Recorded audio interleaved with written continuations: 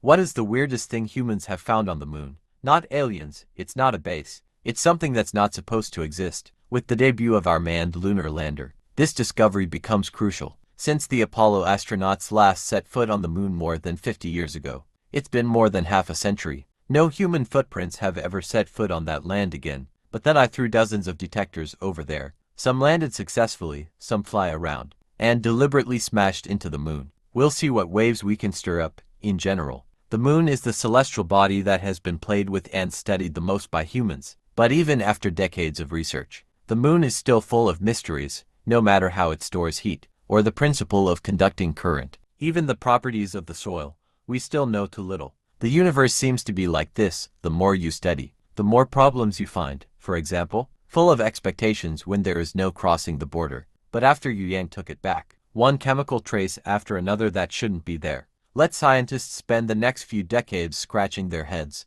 You might think that a scientific discovery would change everything immediately, but real science happens very slowly. Sometimes even everyone notices, but no one believed. It all started in 1976. At that time, the Soviet Union launched an unmanned probe called Luna 24 to the moon. This was their last mission to the moon to dig up soil. No one cared at the time, and this was not the first time. It's not that big, but he actually did something really big. Quietly, he drilled about 2 meters beneath the surface of the moon. A small piece of the moon was taken and sent back to Earth. This picture is only 170 grams in total. It's about the same as a baseball. It's not much, but in this narrow strip of dust, something strange appeared in the museum: a tear of water. About 0.1% of the sample contained water, and the more you study the sample, the more water you find. This should be a big deal, but just the opposite. Scientists believe that this water may have originated from Earth. It's the sample that's contaminated, perhaps from the lander, perhaps from devices on Earth, because the textbooks clearly state that the moon is dry. There can be no water, and it wouldn't be the first time. There was a similar hydrogen signal in the soil brought back by the Apollo astronauts, but it was also ignored as pollution. So these clues that should have caused an uproar. Just 8 decades of ashes in the corner of the lab report.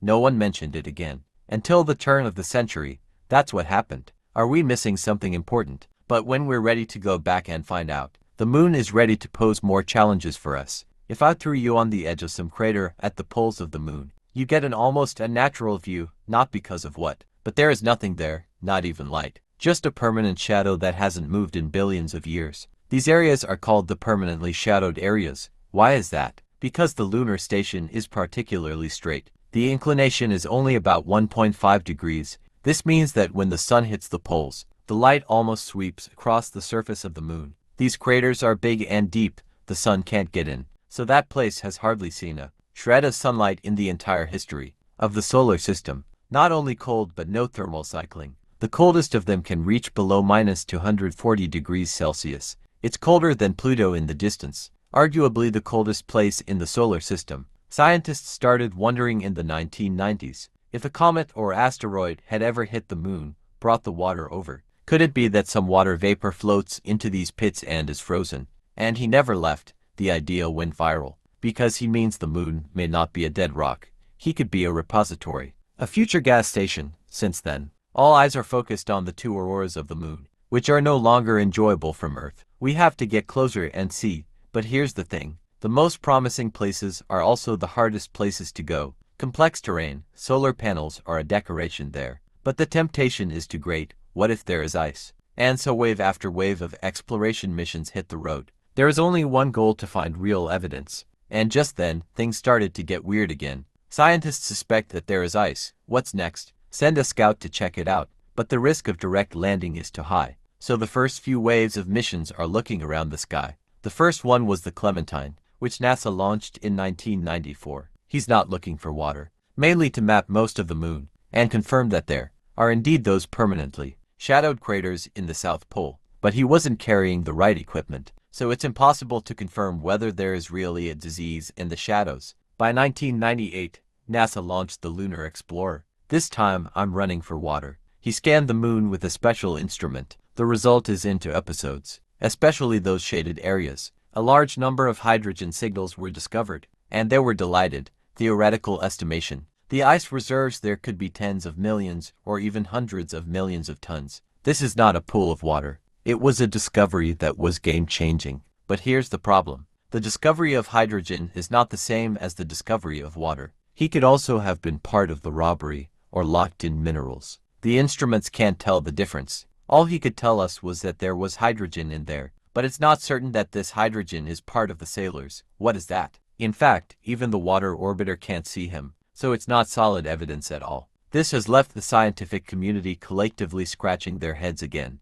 There's data, there's clues, it's just impossible to finally confirm. It's like the moon telling you he has a baby, but he won't let you peek open, so scientists thought, since you can't see clearly in the sky, then be crisp, just hit him. You heard right, just hit the moon. The logic is simple. If the ice is hidden at the bottom of the pit, I can't see it from above, then I'll take something and smash it hard, blow the bottom of the pit out, fly to a place with sunshine. Can I see clearly? It's simple and crude, but it worked. The first attempt came from the Lunar Scout. After completing its mapping mission, crashed into a crater near the moon's south pole in 1999. But unfortunately, this attempt failed. No water detected. The experimental results are inconclusive. Some say the angle of impact is wrong. Some people say it's clear. 10 years after the failed impact detection. Now, 2009, NASA's Lacrosse mission brings a turnaround. This time, he played with a feeling.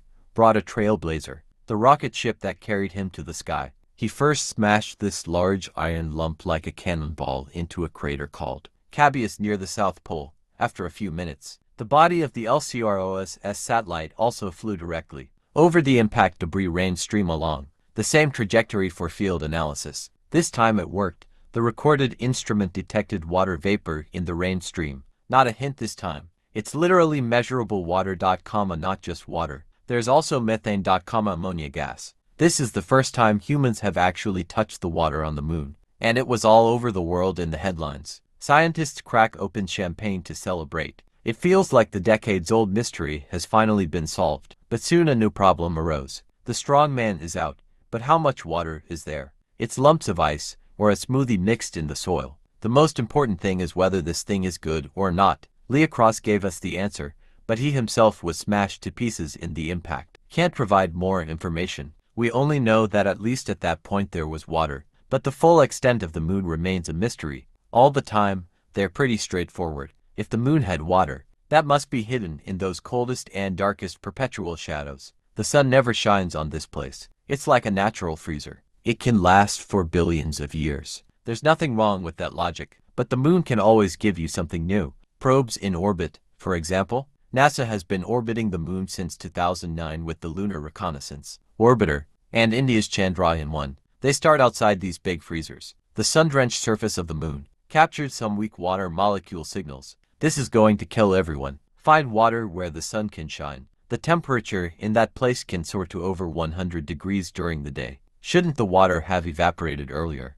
Even more puzzling is yet to come. Scientists have discovered that these water signals are not always there. He actually has a schedule. The sun is the most poisonous at noon, the hottest time on the surface. The water signal gets weaker, or even disappear altogether. But in the evening, the ground cools down. The signal is back. What is this called? Is the moon sweating? Sweating hot during the day. Take it back at night. It's a cognitive phenomenon. You know, the moon is a vacuum. No atmosphere, no air pressure, no wind, rain and lightning. On Earth, water evaporates and condenses to form clouds and rain. It's called the water cycle, but the moon is bare. Where did he get the water cycle? This is definitely one of the top puzzles the moon threw at us. Where did this water come from? Scientists scratched their heads and came up with several possibilities. One theory is that it is delivered by visitors from outside the sky. Every day, countless small meteorites like dust hit the moon. They may have brought their own water, or smash into the ore of lunar soil,